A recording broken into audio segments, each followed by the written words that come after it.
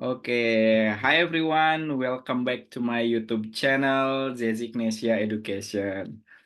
Oke, ini adalah podcast pertama seputar PhD. Saya sebutnya sebagai PhD Corner karena di podcast ini dan podcast-podcast berikutnya itu akan membahas tentang seputar PhD.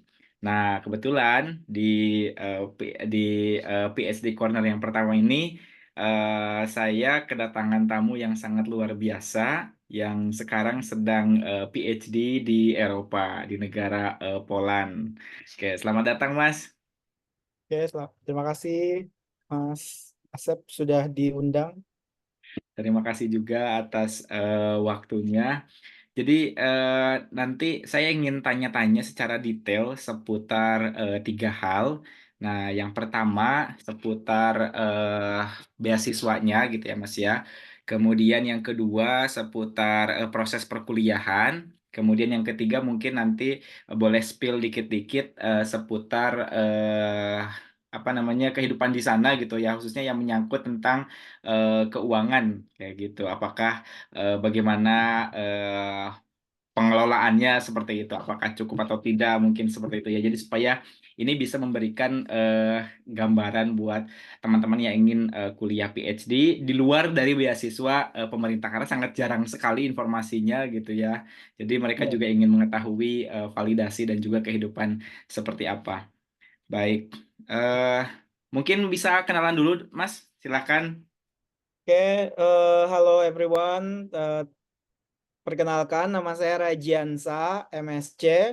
Saya S2-nya juga dari Polandia, dari beasiswa pemerintah Polandia, yang namanya Ignacy Łukasiewicz dulunya, sekarang berubah nama menjadi The Bana Scholarship Program. Itu buka tiap tahun dari pemerintah Polandia untuk negara-negara berkembang. Nah, untuk yang beasiswa S3, itu saya tegaskan dulu bahwa S3 itu tidak disebut beasiswa karena tidak bisa dicari. Kalau kita nyari itu nggak ada nama beasiswanya kan. Kalau beasiswa itu harus ada namanya gitu ya, namanya beasiswa apa gitu. Nah, kalau S3 sendiri di Polandia itu jatuhnya seperti kerja yang dibayar seperti itu. Jadi Hmm, kita kerja di kampus, terus kemudian diberi uang bulanan tiap bulan digaji kayak gitu. Sampai oke, selama 4 tahun seperti itu. Itu mungkin singkatnya seperti itu. Nah, saya kebetulan alhamdulillah tahun ini saya menjadi dosen di Universitas Mula Warman, dosen wah, untuk jurusan informatika.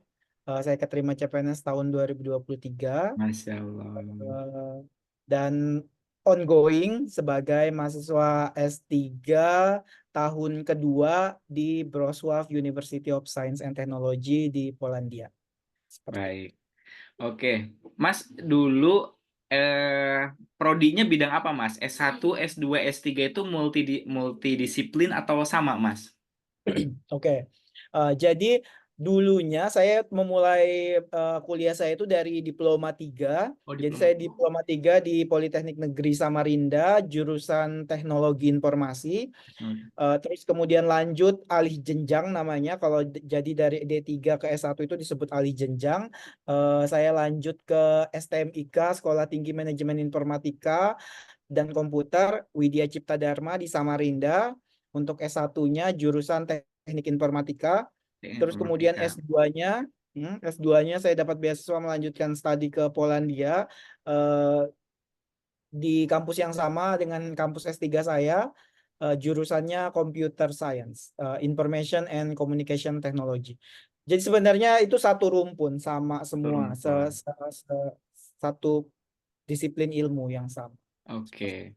Baik, Mas, saya ini agak penasaran.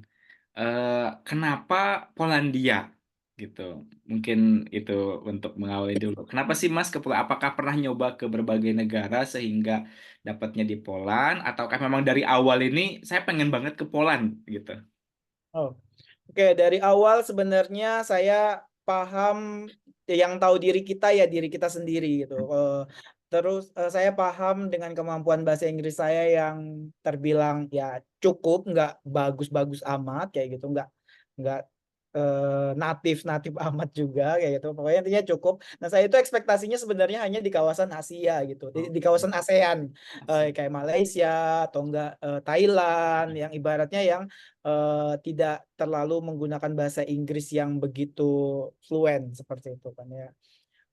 Terus juga ya udah coba-coba daftar, nggak keterima, terus pernah ikut LPDP juga, tujuannya ke Newcastle University. Saya alhamdulillah lolos di tahap pertama seleksi administrasi tahun 2015.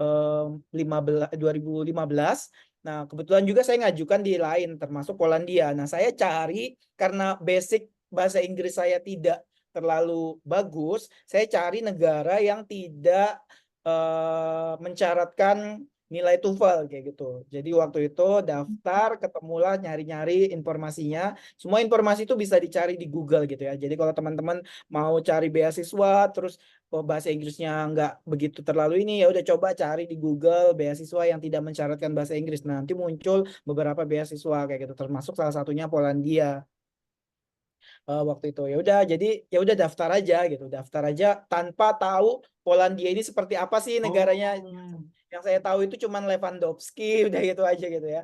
Nggak tahu Tamara Blazensky kayak gitu yang ada ski-skinya kayak gitu. Tapi nggak tahu kondisi di Polandia ini seperti apa, ekonominya, terus negaranya seperti apa dan lain sebagainya itu betul-betul dari nol. Ya udah daftar aja. Keterima dua-duanya, yang LPDP sama Polandia. Tapi LPDP ini kan saya lolos lanjut ke wawancara waktu itu. Waktu betul. itu kan cuma 3 tahapnya. Waktu zaman Ya, saya itu administrasi, substansi sama yang terakhir kayak gitu ya. ya, Wawancara sama substansi baru. ya. Nah, yang di administrasi saya lolos lanjut wawancara. Nah, kebetulan waktu itu nggak ada daerah di Balikpapan, saya harus ke Oh, Makassar waktu itu. Nah, dan Polandia saya keterima juga. Terus akhirnya dilema ketika waktu itu saya harus memilih salah satu karena saya harus berangkat ke Jakarta untuk penyerahan beasiswa secara simbolis dari kedutaan besar Polandia di Jakarta.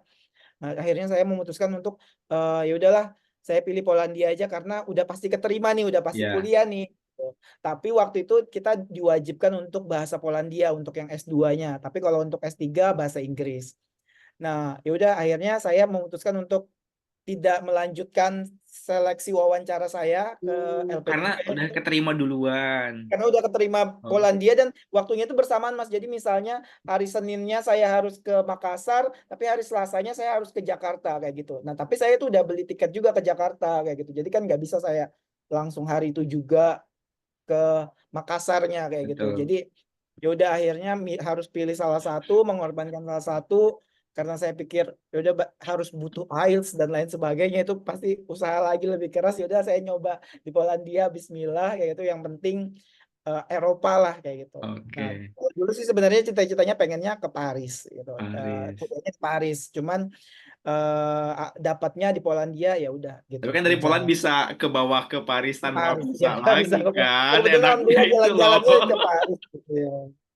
Seperti itu sih jadi ceritanya kisahnya kenapa Polandia gitu. Kalau dibilang ini apa negaranya terkenal enggak juga gitu. Banyak yang apa nggak tahu ih apa sih Tapi Polandia Schengen gimana? juga kan ya Poland itu ya? Iya, Schengen. Schengen. Termasuk Schengen area juga, jadi kita bisa bebas keliling Eropa. Nah, salah satu benefitnya itu, jadi kita bisa keliling ke banyak negara. Keliling banyak negara. Ya, ke Italia, Spanyol, Iya. Belanda, Perancis. Oke, sekarang mau fokus ke S3-nya karena kebetulan kita fokus pembahasannya di S3. Nah, S3-nya ini, Masnya ini kuliah di kampus yang sama atau beda dengan yang S2, Mas? Oke. Nah, jadi saya memilih kampus yang sama, Oke. yaitu di Wrocław University of Science and Technology, dengan alasan karena saya udah nyaman dengan kota itu. Gitu. Saya punya banyak teman di sana, saya punya sahabat juga orang Polandia di sana. Kebetulan ketika kami telepon-teleponan, saya bilang, oh nanti suatu saat saya balik lagi gitu-gitu. Akhirnya alhamdulillah keterima balik lagi. Pernah nyoba satu kali, terus gagal di tahun 2021 karena kurangnya persiapan. Yang penting nyoba aja lah, daftar Nah, aja kayak gitu. Tapi karena eh, kurangnya persiapan jadi nggak lolos. Terus habis itu saya belajar dari kegagalan itu dan di tahun 2022 saya daftar lagi dan alhamdulillah keterima. Jadi gapnya berapa lama tuh antara S2 dan S3 itu? Berapa tahun? 4 tahun sih. Kan saya Ya. lulus 2018, eh, lulus 2018 saya itu udah ngajar jadi dosen. Jadi sebenarnya saya udah ngedosen di swasta sama di beberapa kampus negeri sebagai dosen luar biasa. Jadi saya cuma ngajar-ngajar aja gitu ngajar. Tapi saya punya IDN di kampus swasta kayak gitu. Oke. Mas sekarang lebih fokus lagi pengen ngobrolin gimana cara daftarnya. Misalnya kita udah dapat informasinya nih, misalnya Mas kan udah dapat di kampusnya dan kita mau daftar gitu ya. Mungkin ya, pertanyaan pertamanya, peluang diterimanya itu untuk S3 di Poland dengan program yang Mas itu besar atau tidak, Mas? Oke, mereka itu kalau mau daftar S3 di Poland itu mereka punya indikator-indikator yang harus dipenuhin gitu. Nah, biasanya indikator itu ditaruh di dalam websitenya mereka. Nah, di Poland sendiri itu namanya disebutnya doctoral school. Jadi Dokter. seluruh ya doctoral school itu seluruh programnya S3 gitu untuk seluruh Di sebuah kampus kampus. ya di sebuah kampus publik ya public public university yang dibiayain sama pemerintah. Nah, pada dasarnya S3 di Polandia itu gratis. Jadi untuk seluruh masyarakat Polandia maupun masyarakat Eropa, seluruh masyarakat dunia yang mau kuliah di S3 di Polandia itu gratis dan Gratis juga ya gratis. semuanya. Dan Maksudnya nggak ada program yang berbayar gitu. nggak ada.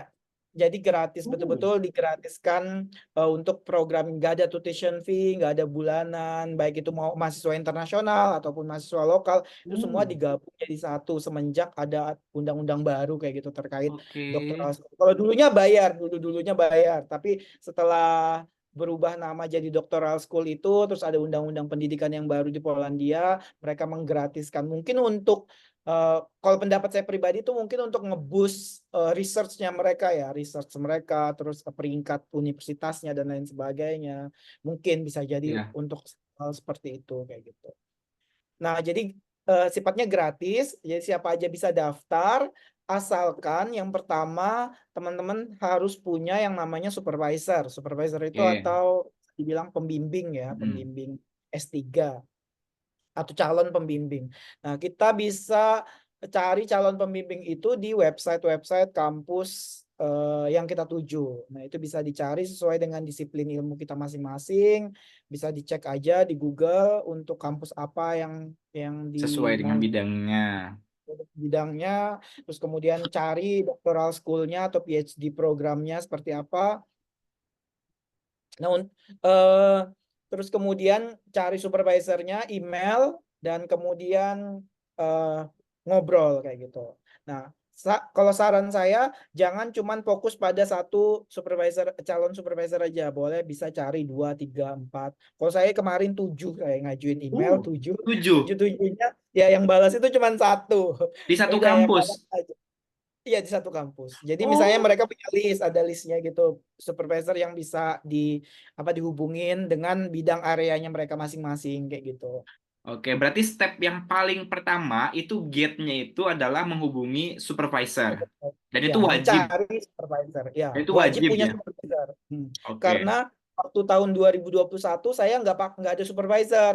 Jadi saya main daftar aja itu di programnya apa doctoral school itu gitu. Saya daftar aja. Pas ketika wawancara, saya ditanyain, oh siapa supervisormu? Kamu nanti sudah ngubungin dia? Dan saya bilang belum. Saya nggak punya supervisor dan lain sebagainya. Itu yang mengakibatkan poin saya itu rendah kayak gitu. Nah, tapi kalau Oke. kita udah punya oh siapa supervisormu si A, terus apa yang sudah dibahas ini, nanti ketika wawancara itu yang bisa menambah poin kita untuk lebih tinggi.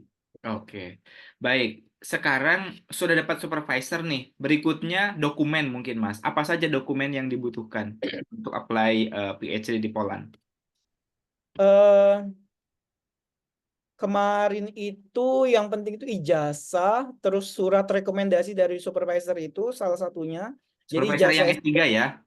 ya, profesor yang S3, Oke. rekomendasi dari profesor. Jadi kan setelah kita cari supervisor, kita dapat nih.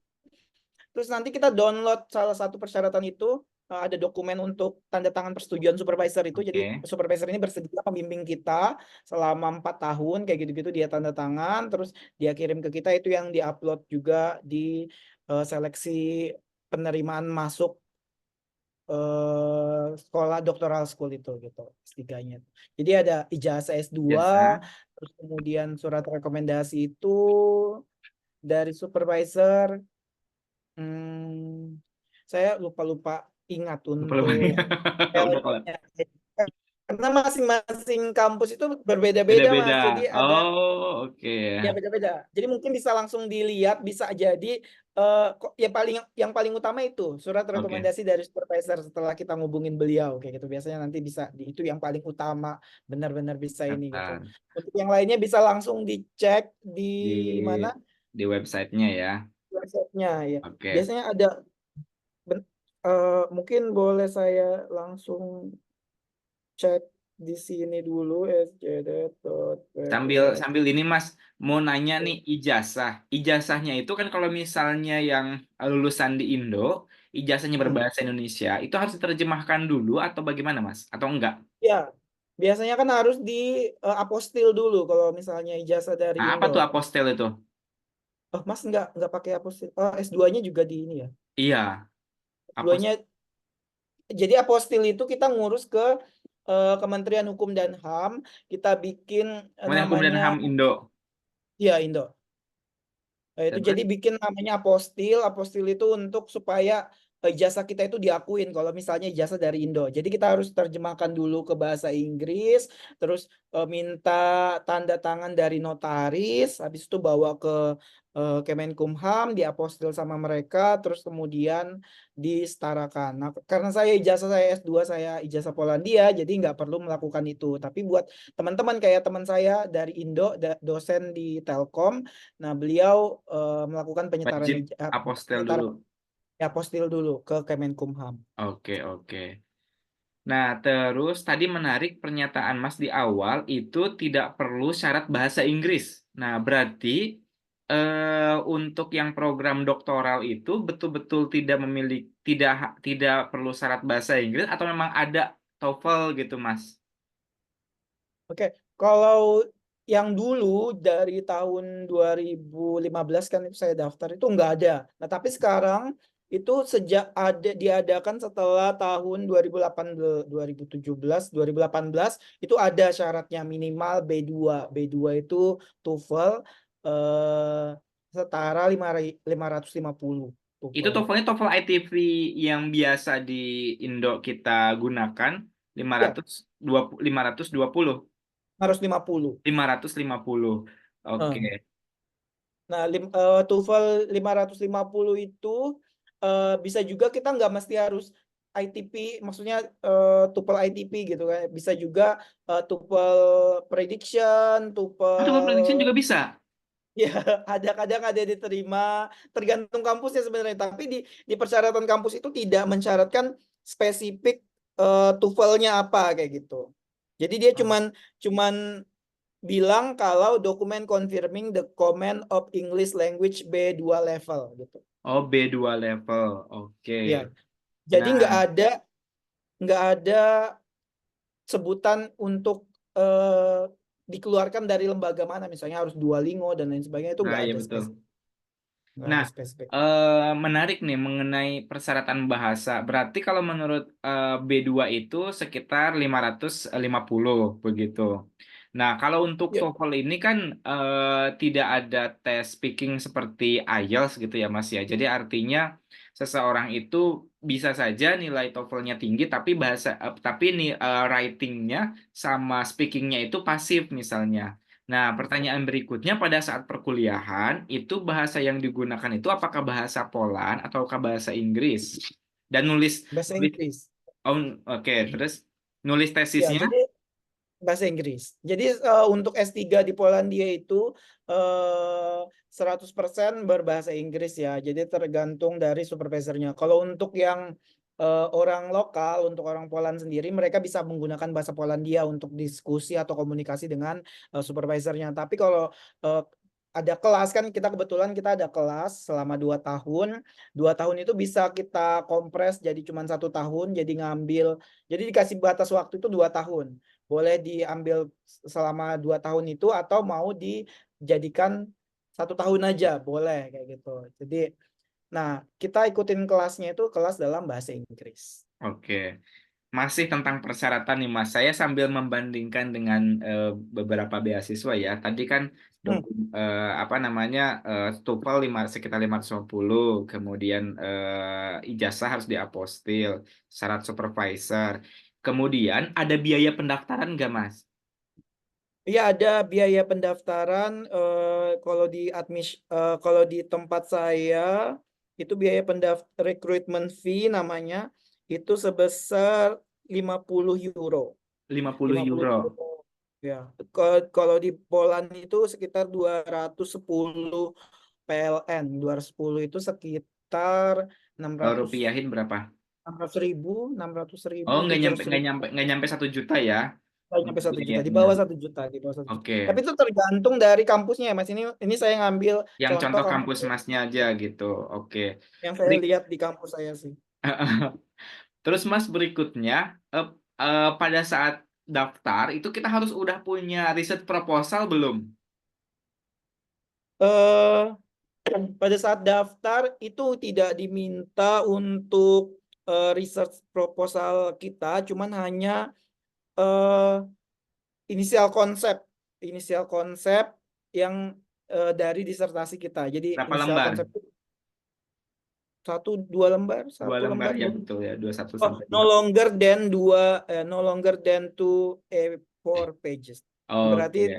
lebih dari 2 lembar. Nah, kalau dulu saya itu 2 lembar, Kak, Dua kurang lebih. lembar aja ya Ya, dan itu sudah dibuat kan, sudah apa namanya, sudah dikomunikasikan dulu sebelumnya sama sama supervisornya gitu. supervisor. Kalau Oke, supervisornya setuju, ya udah itu bisa diajukan. oke. Berarti apa namanya itu yang diajukan nanti pada saat mendaftar apa namanya Mas. Jadi saya ini ngomongnya ini daftar doktoral atau daftar program beasiswa nih biar enak menurut Masnya. Daftar program S3. Daftar Jadi program bukan S3. daftar Karena bukan beasiswa itu. beasiswa ya Mas ya. Beasiswa. Oke. Kalau menurut saya pribadi sih itu bukan beasiswa karena tidak ada namanya beasiswa apa ini Tidak gitu. ada Nah, scholarship gitu kan ya. ya nggak ada misalnya kayak Chevening scholarship atau Heeh. DAAD scholarship ya gitu-gitu. Kalau di Poland untuk S3 nggak ada gitu Kita daftar nama. langsung ke kampusnya gitu ya. Ya daftar langsung ke kampusnya otomatis langsung dapat gaji bulanan itu. Oke. Nah, Dibayar per bulan. nah, terus berikutnya eh perlu ada semodel motivation letter atau personal statement gitu, Mas. Dulu waktu Eh, Mas daftar Kalau dulu. dari persyaratan yang saya ini nggak ada. Jadi persyaratannya yang pertama itu CV, Oh kurikulum iya ada vitae CV, kita, terus habis itu ijazah,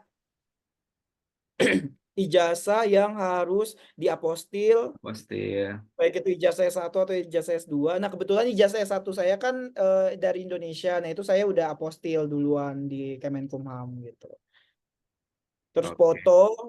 foto terus sama statement of potential supervisor itu dari supervisor yang tadi surat rekomendasi dari supervisor, terus description of initial concept the doctoral dissertation itu Dissertation. kayak proposal research kita untuk disertasinya seperti apa, dokumen confirming of the English language at B2 level yang seperti tadi saya bilang, TOEFL 550 udah diterima gitu. Oke. Terus ada kayak tanda tangan gitu, tanda tangan dokumen gitu yang disediakan sama pihak kampus, klausul kalau kita nerima beasiswa, bla bla bla dan lain sebagainya Nah, itu tergantung dari. klausul kalau kita bukan penerima beasiswa. Bukan. Kalau kita bersedia menerima beasiswa, Oh, kita bersedia kuliah di ini gitu. Saya nggak kurang begitu ngebaca nih klausul ini seperti oke apa gitu. oke oke Jadi oke. ini download ya karena masing-masing kampus itu kan beda-beda ya. Beda-beda. Oke. Hmm. Baik. Nah, sekarang kita Terus udah upload, udah bayar gitu kan. hmm. Selanjutnya ada berupa tes gitu ya atau apa gitu, Mas? Ada. Tadi tadi Masnya bilang ada wawancara. Ya, wawancara setelah kita diterima untuk berkas kita yang tadi kita upload itu kan. Jadi dia ada timelinenya, kita ngikutin sesuai dengan timeline, nanti diinfokan lewat email, kita dapat positif atau negatif gitu. Jadi ada positif decision, ada negatif decision. Nah, kalau positif decision itu artinya kita lanjut ke tahap berikutnya yaitu wawancara. Nah, di tahap wawancara itu kita semua digabung dengan peserta yang dari Poland. Nah, di situ itu ada kuota. Jadi masing-masing jurusan itu punya kuota. Tapi ini case-nya kampus saya ya, Mas. Saya bicara Ya, masalah kampus saya gitu. Kalau yang kampus lain saya nggak tahu apakah ada sistem kuota atau enggak, ataukah diterima semua yang daftar atau gimana saya nggak tahu. Nah, jadi kalau di kampus saya itu ada sistem kuota, masing-masing itu ada, misalnya jurusan saya nih IT, ada 20 orang. Ya udah jadi 20 orang yang diterima. Nah, nanti pas wawancara itu mungkin misalnya ada 25 orang. Nah, 25 orang itu di peringkat, di ranking, terus yang lolos dikasih tahu lewat email. oke. Nah, dari proses menghubungi supervisor sampai dengan pengumuman diterima, itu berapa lama, Mas? Kalau dilihat dari websitenya ini deadline-nya itu sekitar Mei, Juni mulai deadline, interview Juli, dua, tiga, 2 bulan. 2 bulan. Ya, 2 bulan dari Juni, application deadline, Juni 2024, interviewnya Juni tanggal 25, tanggal sampai Juli tanggal 12, pengumumannya Juli tanggal 25. Oke. Cepet kok.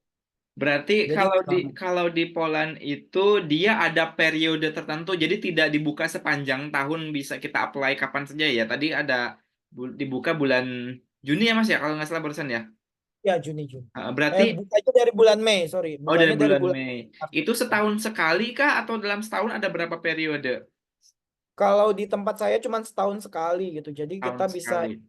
eh, tapi kita bisa ngambil apa namanya, bisa ngikut yang summer summer semester atau winter semester kayak gitu. Oke. Jadi bisa milih. Jadi misalnya ini kita udah keterima, terus kita masih ngurus-ngurus berkas dan lain sebagainya. Terus kita bilang ke doctoral school, saya mau ngambilnya yang summer semester. Nah, berarti nanti bulan Februari kan kita berangkat. Nah, kalau yang winter semester itu bulan Oktober sampai Januari. Oktober, November, Desember, Januari. Ya. Oke, berarti let's say misalnya lolos sekarang bisa mulai nanti bulan Oktober. Jadi ada jeda waktu beberapa bulan untuk ngurus dokumen gitu ya Mas ya. Untuk ngurus-ngurus dokumen dan lain sebagainya itu dikasih batas waktu sampai September. Nanti September baru kita dapat LOE yang buat ngajuin visa kita gitu. Jadi nanti Oke. kita dapat surat rekomendasi buat ngajuin visa ke Kedubes. Oke, Mas, lalu apa tadi ya? Mas bilang ada sekitar 25 yang diterima 20. Sepengetahuan Mas nih, di prodi yang Mas peluangnya di komputer science ya Mas ya. Di bidang computer science itu peluang diterimanya itu apakah menurut Mas itu besar, misalnya buat buat yang mau mencoba gitu, atau misalnya kecil gitu peluang terimanya. Eh, Kalau untuk yang jurusan computer science itu kebetulan sorry, banyak peminatnya gitu ya. Karena di kota saya sendiri itu eh, rata-rata banyak perusahaan teknologi gitu, banyak perusahaan teknologi, sehingga mereka melakukan research itu berkolaborasi dengan kampus gitu. Jadi mereka juga ikutan daftar di beasiswa itu kayak gitu. Jadi sehingga eh, peluang untuk diterimanya sih ya cukup Kompetitif. bersaing ya, ya cukup kompetitif untuk bisa masuk di situ kayak gitu. Dan alhamdulillah beruntung bisa masuk di situ. Mungkin tapi belum tahu ya kalau di kampus-kampus lain seperti apa gambarannya. Yang jelas sih intinya selama kita memenuhi syarat atau sesuai dengan nilai-nilainya itu, nilai kita, poin-poin kita itu tinggi gitu ya. Jadi dia sudah ada poin-poinnya yang tadi saya bilang di awal, sudah ada poin-poinnya. Nah, kalau poin-poinnya itu sudah tinggi, ya kemungkinan besar diterima. akan terjadi kayak gitu. Oke.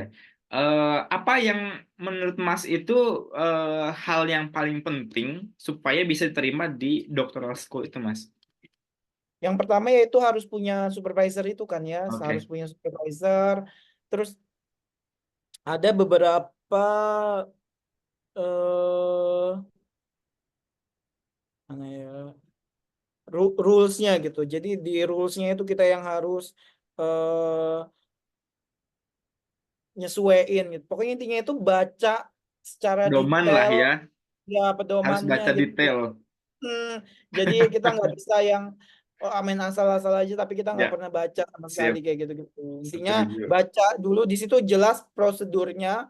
Jadi misalnya ada four candidates misalnya kayak gitu. Nanti itu baca satu-satu detail-detailnya dari awal sampai akhir, link-linknya diklik semuanya Oke. ya baru ya Oke, bisa. sekarang misalnya seseorang, Mas udah lolos, udah dapat LOA, udah siap Hmm. kuliah, sekarang mau tahu visa. Nah, Hmm. untuk dapat visa student ke Poland itu butuh uang berapa, Mas? Eh, Iya, komponen keuangan untuk visa. Nah, kebetulan kita itu nggak ada yang namanya harus ada rekening koran kayak gitu untuk yang student yang diterima. Nah, kebetulan kemarin itu karena kita memang dijamin oleh pihak kampus kita dapat uang bulanan, itu minimal, oh ya itu minimal ada eh, berapa ribu zloty ya, saya lupa, 2.000 atau 3.000 zloty itu sekitar 9 jutaan per bulan itu kita harus memenuhi syarat itu kalau misalnya kita mau mandiri misalnya S1 S2 mandiri kayak gitu ya itu sekitar 3.000-an zloty kalau nggak salah ya.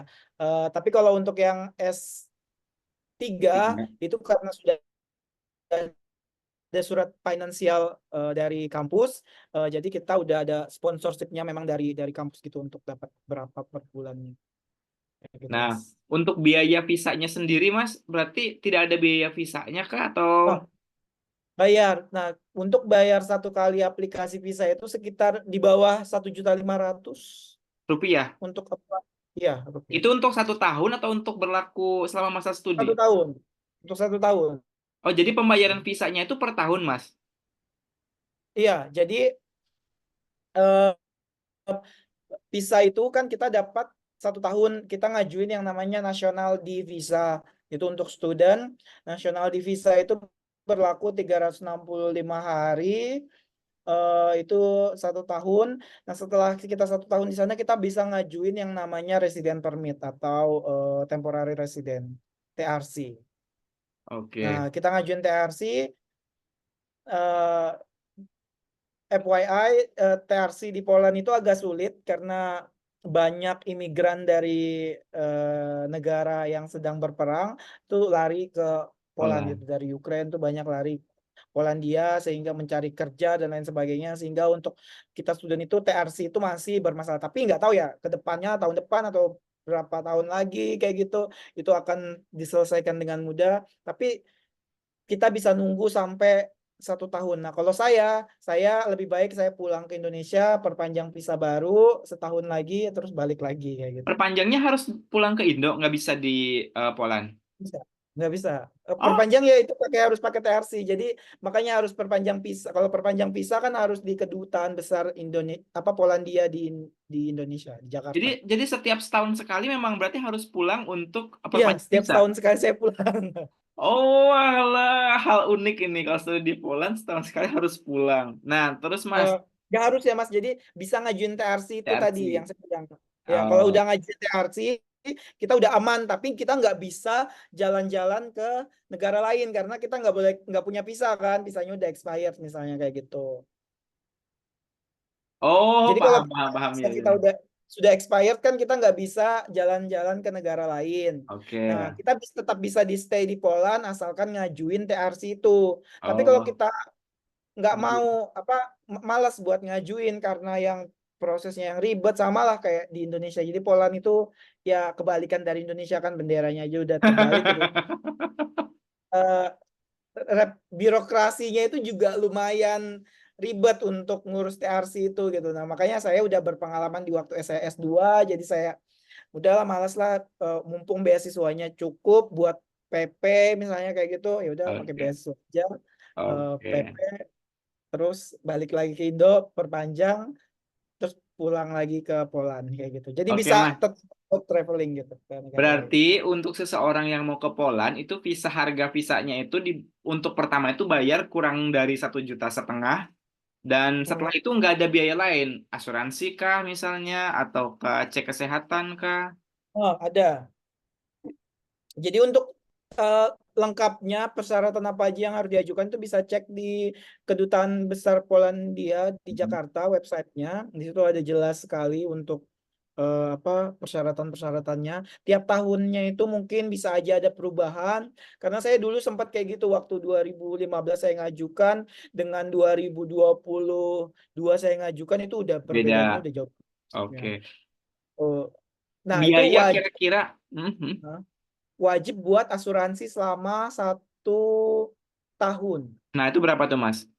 Kira kisaran aja kira-kira Kalau saya dulu itu sekitar 3 sampai 5 jutaan. 3 sampai 5 juta. Berarti let's Ya, say kita itu saya ambil. buatnya di Poland. Itu buatnya di Poland. Berarti Ya, berarti asuransinya dari asuransi Poland. Oke, berarti kalau sebelum berangkat itu tidak perlu bayar asuransi ya, karena nanti itu begitu sampai di sana saja. Eh, enggak, jadi kita ajuin asuransi itu bisa langsung beli asuransi di Poland karena dulu saya waktu itu beli asuransi di Indonesia itu nggak diakuin gitu sehingga visa saya itu di cancel. Karena saya belinya yang 7 hari. Jadi awalnya boleh, tapi setelah tahun 2022 itu nggak boleh Nggak 7 hari, boleh. harus beli 1 tahun. Ya, nah 1 tahun di cover sekitar ada ketentuannya, pokoknya ketentuannya itu ada di websitenya. Saya nggak hafal untuk Mm-mm. ketentuan apa namanya tahunnya. Mm-mm. Sorry, bukan tahunnya. Nominalnya yang harus di Nominalnya. cover sama asuransinya itu gitu. Ada berapa ribu euro kayak gitu gitu. Nah, lalu berarti kalau let's say kita sebut setiap orang itu eh, kurang dari 5 juta lah ya untuk biaya keberangkatan itu ya. Ya, mungkin bisa disiapin ya kurang lebih di bawah 6 jutaan Di untuk bawah yang 6. asuransi beli setahun sama untuk Bisa. apa namanya bisa ya 7 Oke. juta. Ya. Ya, nggak nyampe 10 juta lah ya per orang itu ya. Oke. Terus kalau tiket pesawat, Mas? Nah, kalau untuk tiket pesawat sendiri itu kisarannya bisa di angka 10 sampai itu sekali berangkat ya. Mm. One way itu 10 jutaan. Maksud saya itu dibayar, kita bayar sendiri atau di cover juga sama kampus? Oh enggak. Jadi itu kita sendiri yang nanggung untuk Oke. tiket pesawat. Nah, jadi untuk biaya pergi ke Polandia itu tidak ditanggung sama pihak kampus. Jadi kita sendiri yang beli tiket pesawat dan juga tidak dibayarkan. Oke. Kita cuma dapat Baik. uang bulanan saja. Oke. Nah, udah jelas nih berarti untuk keberangkatan ke Poland itu per orangnya itu kurang dari 10 juta. Jadi Hmm. kalaupun misalnya mau membawa anggota keluarga, misalnya kisaran per orangnya itu sekitar segituan dan itu diperpanjang setiap tahun gitu ya Mas ya. Dan tiket pesawat itu tidak ditanggung oleh kampus gitu. Jadi kita harus mengeluarkan tiket pesawat, termasuk tadi tiket pesawat kalau di tengah-tengah tahun, di setiap tahun kita mau pulang itu biaya sendiri gitu ya Mas Iya. ya. Oke. Nah, lalu Mas berikutnya selama proses perkuliahan itu apa namanya eh tadi Masnya bilang kan di sana kita bekerja gitu ya. Nah, nge-lab gitu kan. Selain aktivitas PhD, itu ada aktivitas lain tidak ngajar misalnya. Ya, nah jadi buat teman-teman yang mau apply beasiswa, sorry bukan beasiswa, buat teman-teman yang mau apply S3 di Polandia, itu di Polandia itu ada 2 jenis tipenya, ada yang by research sama by project. Nah, kalau yang by research eh, aktivitasnya sama kalau misalnya di lab ya kita nge-lab kayak gitu. Terus Kita juga kuliah selama 2 tahun. Jadi ada mata kuliah wajib yang harus diikutin, mata kuliah prasyarat gitu. Kita wajib ikutin sampai dengan selesai. Eh, Boleh juga digabung jadi cuma 1 tahun Satu kayak gitu. tahun. Semester pertama atau semester kedua, semester ketiga keempatnya itu biasanya udah santai kayak gitu. Jadi kita cuma tinggal research, penelitian kayak gitu-gitu. Oke. Nah, berarti ya memang itu ya memang memang itu memang aktivitas pada umumnya sebagai mahasiswa PH. Jadi artinya kalau ngajar nggak ada, Mas. Oh iya. Nah, sama kita ada kewajiban buat ngajar ya. Saya lupa mention kalau kita ada kewajiban buat ngajar itu udah ditentukan misalnya di tahun pertama 30 jam, tahun kedua 60 jam, tahun ketiga 60 jam. Pokoknya ada sekitar 240 jam atau 180 jam gitu saya. Ngajar mahasiswa Nah, S1 atau S2? satu biasanya ngajar mahasiswa internasional, tapi tergantung dari eh, supervisornya gitu. Bisa bisa jadi supervisornya ngasih mata kuliahnya, terus kita suruh ngajar, suruh bantuin gitu. Bisa jadi juga kita dikasih sama fakultas atau sama departemen kita ngajar apa. Biasa nanti dihubungin. Biasa kalau sudah kuliah itu dihubungin sama pihak fakultas. Oh ini sudah mau masuk semester baru, kamu mau ngajar ini ndak gitu-gitu nanti dikasih tahu. Itu Oke. yang Dan ngajar itu adalah bagian dari kewajiban juga ya, bukan bukan ya tambahan. bukan. Jadi kewajibannya ngajar, menuhin yang 180 jam itu kayak 180 jam atau 240 jam gitu saya lupa. Oke. Selama 4 tahun ya, selama 4 tahun. Oke, baik. Seru. Nah, ini hal yang seru gitu. Jadi selain PhD, kita dapat mengajar juga. Pengalaman ngajar. Satu Iya. lagi Mas. Jadi kita boleh skip ngajarnya Oh, boleh. dengan mengajukan yang namanya apprenticeship. Apprenticeship itu kayak internship di luar kampus. Nah, itu minimal 3 bulan untuk internshipnya, minimal. Jadi kita boleh maksimal misalnya setahun, 1 semester, 6 bulan kayak gitu ya. Nah, kebetulan saya ngajuin itu buat ngurus CPNS. Jadi saya ngajuin, namun itu atas persetujuan dari supervisor. Profesor. Kita tinggal ngomong ke supervisor kalau kita mau ngajuin ini karena nggak boleh cuti. Jadi buat teman-teman yang mau kuliah S3 itu nggak boleh cuti di Polandia itu kalau jadi harus 4 tahun ya 4 tahun gitu selesai. Jadi nggak Oke. boleh ada cuti untuk perpanjang boleh setahun tapi bayar sendiri. Jadi nggak dapat uang tambahan lagi kayak gitu. Jadi Oke. kalau misalnya nih amit-amit di tengah jalan misalnya oh masih belum siap atau apa gitu terus kita mau perpanjang setahun, nah itu nggak di cover sama nggak dapat uang bulanan gitu Dapat dari uang kamu. bulanan. Mas, visa student di Poland itu boleh kerja part-time nggak, Mas? eh Kita sih dapat ini boleh ya. Jadi boleh kerja part time misalnya berapa jam ya 10 nggak sampai di bawah 4-5 jam. Saya kurang ini ya. Hmm. eh Tapi so far sih boleh gitu. Terus nanti kalau misalnya kita ngajuin TRC itu juga boleh kita untuk cari kerja. Jadi student-student di Poland itu diperbolehkan untuk cari part time untuk biaya Part-time. tambahan. Iya, untuk biaya tambahan gitu. Ya, untuk biaya tambahan boleh. Nah, namun bisa juga kerja full time loh. Juga banyak teman-teman saya itu statusnya bisa kerja full time. Jadi dia kerja remote. Misalnya dia perusahaannya di Jerman, dia kerja remote dari Polandia. Itu juga ada kayak gitu. Jadi dia bisa Hmm. kerja sambil PhD gitu. Kalau Nah, trennya nih mahasiswa Indo yang kuliah di Poland itu mereka pada fokus kuliah atau pada kerja part-time juga, Mas? banyak yang kerja part time sih. Jadi banyak yang kerja di perusahaan-perusahaan IT kayak gitu-gitu di perusahaan-perusahaan ini buat buat apa? Buat nyelesain gitu.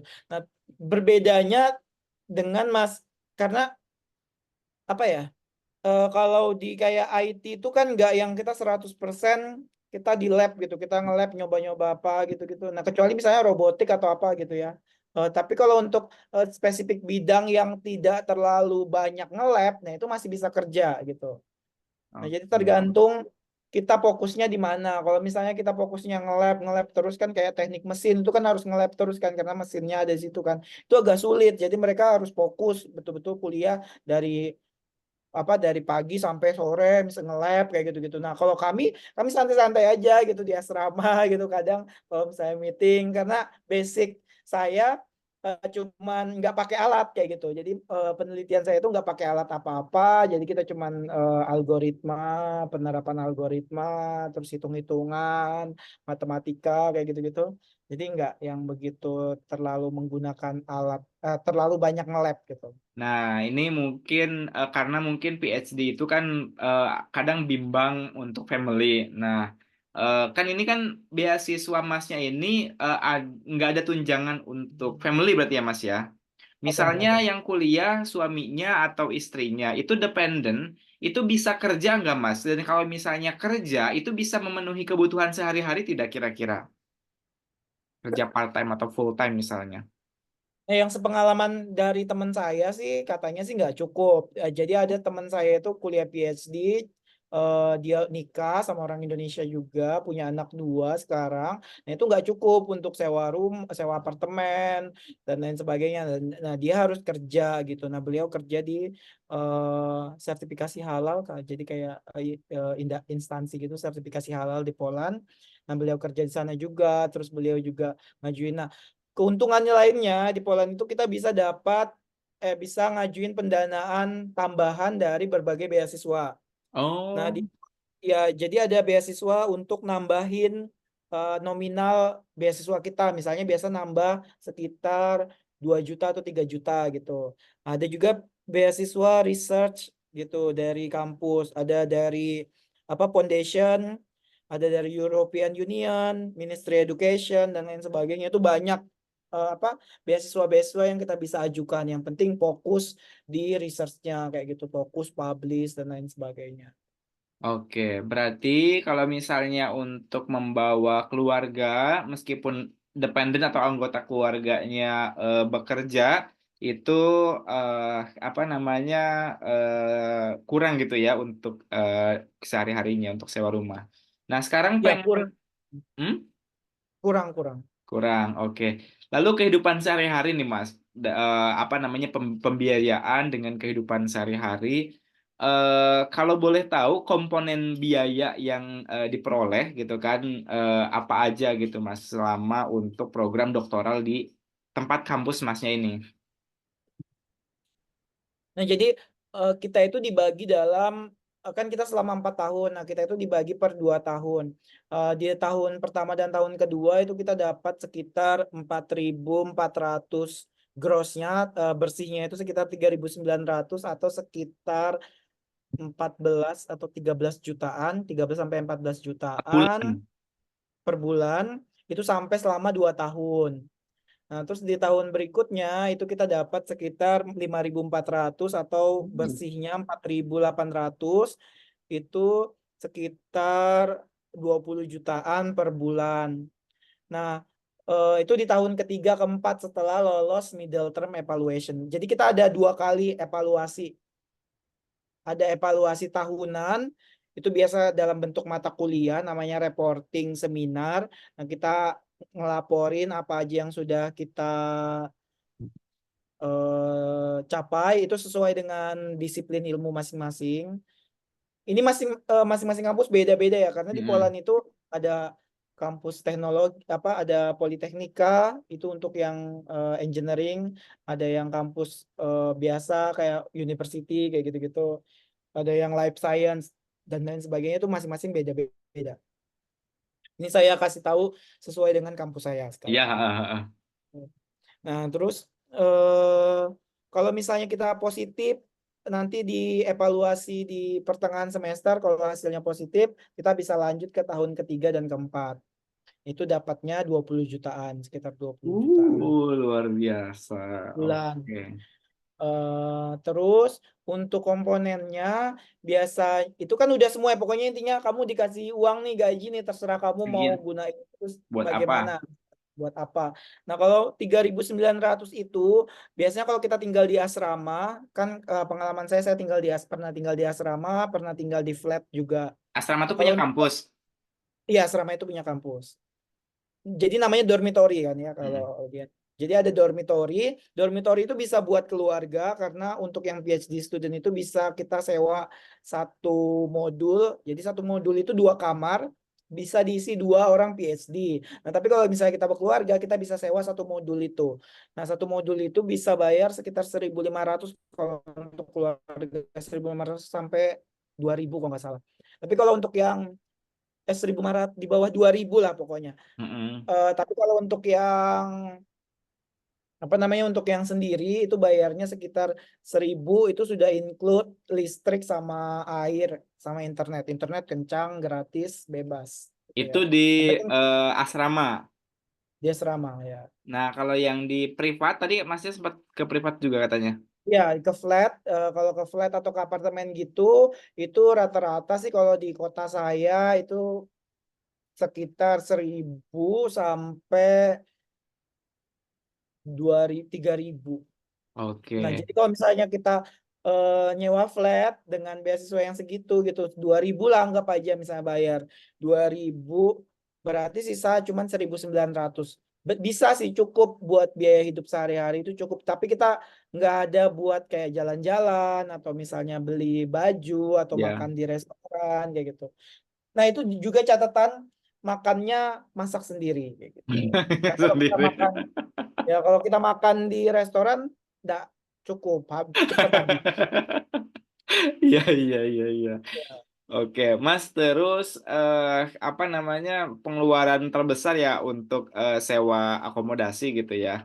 Nah, Hmm, eh, untuk kalau sakit, Mas, di Poland itu bayar nggak, Mas? Misalnya mau ke puskesmas gitu atau ke rumah sakit. gratis. Jadi gratis ya. Jadi kalau kita kan punya kita ketika kita nyampe di Poland kita wajib mengubah asuransi kita yang awalnya kita beli asuransi setahun itu kita bisa ubah ke asuransi yang namanya NFZ atau ZUS. Itu dia satu satu foundation gitu, satu instansi gitulah. Nah, kita bayar itu per bulan sekitar 50 zloty atau sekitar 150 ribuan, 200 ribuan, di bawah 200. Itu bisa mengcover untuk kalau kita sakit, kalau kita ada apa-apa, semua Mm-mm. gratis gitu. Ya. Mau cek dokter, tapi itu harus yang ada label NFZ-nya gitu. Jadi NFZ itu kayak NFC-nya. BPJS lah, dibilang ya Oke. NFZ namanya. Mungkin Bisa. kalau seputar informasi sekolah anak, Mas, mungkin Masnya tahu itu kalau di Poland tuh anak-anak sekolah bayar nggak? Yang so far yang saya tahu sih bayar sih kalau kayak Bayar. free school, kayak misalnya anak-anak di bawah ini. Nah, bisa gratis kalau misalnya anaknya dimasukkan di sekolah publik. Di public school itu biasanya gratis. Nah, kalau kayak international school atau private school itu biasanya bayar. Bayar. Dan bayarnya juga lumayan mahal. Mahal. Ya, apalagi private school. Kalau public school, kekurangannya adalah ya mereka speak Polish kayak gitu. Jadi anaknya harus bisa bahasa Polandia. Oh, kalau public Ya, school halus speak Polish. Oke, ya, oke. karena rata-rata kuliahnya bahasa kuliahnya, Iya, ya iya, iya. sekolahnya. Sekolahnya bahasa Polis. Oke, oke, oke. Nah, terus Mas, kalau misalnya eh, di Poland, di kota tempat Mas belajar, itu mahasiswa Indonesianya banyak atau tidak? Maksud saya tuh, jadi untuk mengobati kita homesick gitu kan, kumpul-kumpul gitu, Mas. Ya, jadi di Polandia itu sendiri ada PPI Polandia namanya. Nah, itu berpusatnya di kota Warsawa di ibu kota.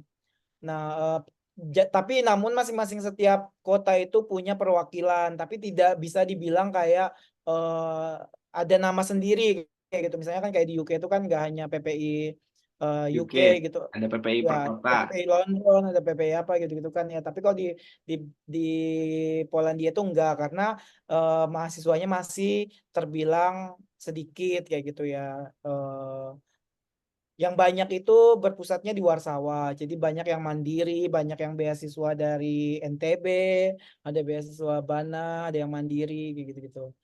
Nah, Kalau di kalau kota di tempat Masnya? kalau di kota tempat saya sendiri itu bisa dihitung sih jumlah mahasiswanya, ada yang beberapa yang mandiri, ada beberapa yang beasiswa PhD atau sudah beasiswa dapat beasiswa S2 itu gitu. Sedikit sekitar di bawah 20-an orang. Di bawah 20-an orang. Iya, bisa dihitung lah, pokoknya bisa Tadi dihitung itu. jari. Dan kenal Bisa. semua lah gitu ya. Iya, kalau di itu biasa kita ngumpul, biasa kita ada punya grupnya, Nah, terus nanti bisa apa? Bisa dimasukkan di dalam grup, terus kalau misalnya ada info-info ngumpul, biasa ngumpul Lebaran, ngumpul hari-hari besar lainnya, kayak gitu-gitu. oke. Oke Mas, luar biasa infonya sangat lengkap sama detail. Terakhir mungkin ada yang Mas mau sampaikan yang tadi belum tersampaikan Mas?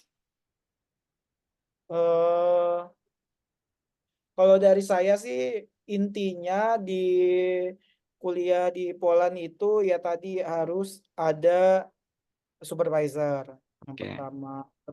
Jadi ada 5 step, kalau di kampus saya itu ada 5 step yang harus dilaluin. Yang pertama cari supervisor, yang kedua bikin disertasi itu, proposal itu dengan supervisor. Jadi kayak develop a PhD project-nya, terus prepare aplikasi dokumennya. Jadi kita persiapin dokumen-dokumen yang diminta, daftar di rekrutmen online system karena semua online, terus interview udah.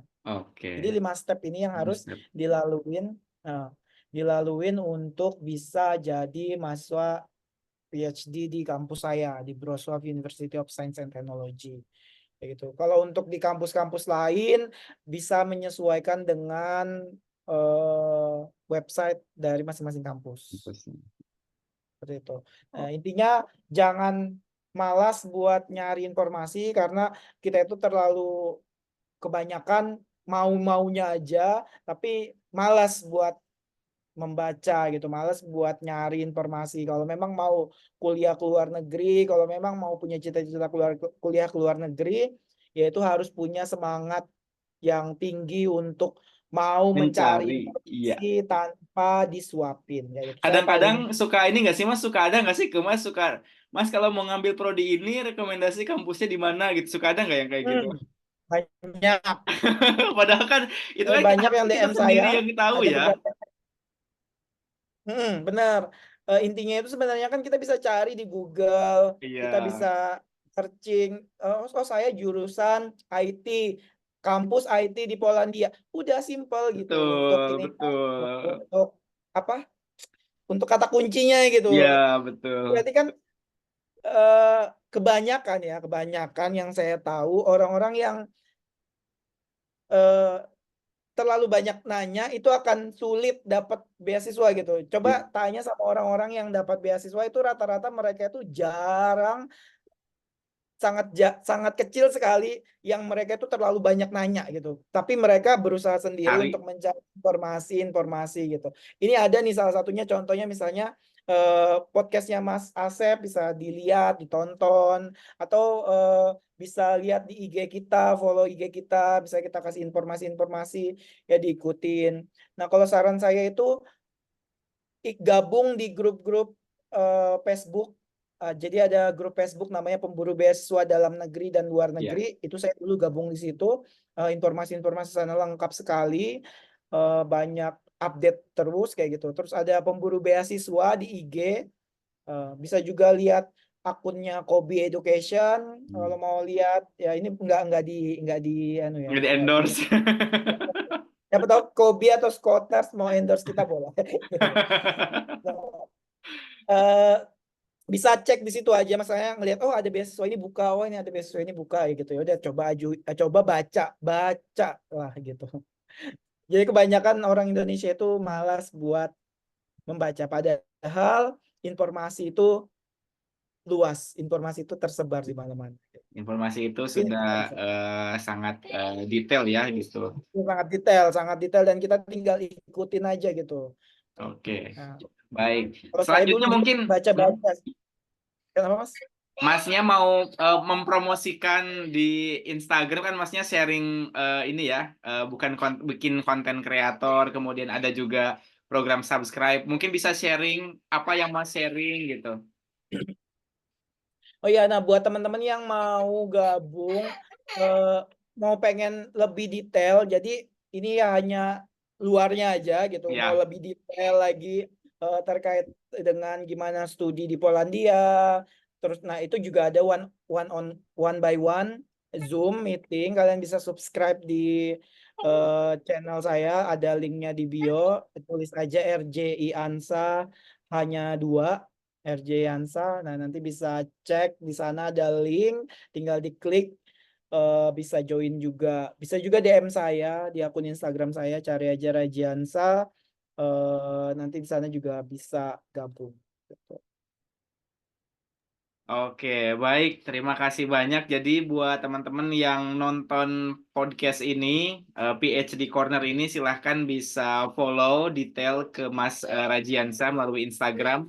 Nanti di situ ada info detail dan ada one-on-one apa namanya mentoring gitu ya Mas ya. Mentoring lah, Oke. mentoringnya. Jadi betul-betul ya udah, kamu punya uang ya kita ajarin nih dari Dari A awal kayak sampai gitu. Z lah pokoknya ya. Dari A sampai Z Dari A ya, ya sampai Z. oke. Oh ini mungkin dari A sampai D aja Oh ya. iya, sampai D saja. Heeh. Nanti kalau mentoring A sampai Z. Iya, Oke. detailnya kita Baik. ajarin semua kayak gitu. Oke, luar biasa. Terima kasih Mas Ya, atas waktunya. ya Oke. terima kasih sebelumnya. Oh ya sama satu lagi terakhir saya punya buku juga namanya Dzień Dobry Polandia, itu kisah perjalanan saya, pengalaman saya selama kuliah di Polandia, mungkin memotivasi dan memberikan informasi-informasi terkait seputar Polandia juga di dalamnya gitu. Terus juga ada beasiswa, ada buku juga e-book mencari mudah mencari beasiswa, ada semua di link saya. Itu yang terakhir. Terima kasih Mas Asep atas undangannya Oke, di PhD Corner. Semoga sama-sama. ke depannya Baik. bisa berkolaborasi lagi di lain kesempatan. Oke, Oke. Mas. Baik, terima kasih. Kita cukupkan. Wah, udah pas nih, udah nyala ininya. Kita Hmm. cukupkan podcast kita PSD Corner ini. Terima kasih yang telah menyaksikan. Saya tutup. Assalamualaikum warahmatullahi wabarakatuh. Assalamualaikum warahmatullahi wabarakatuh. Terima kasih.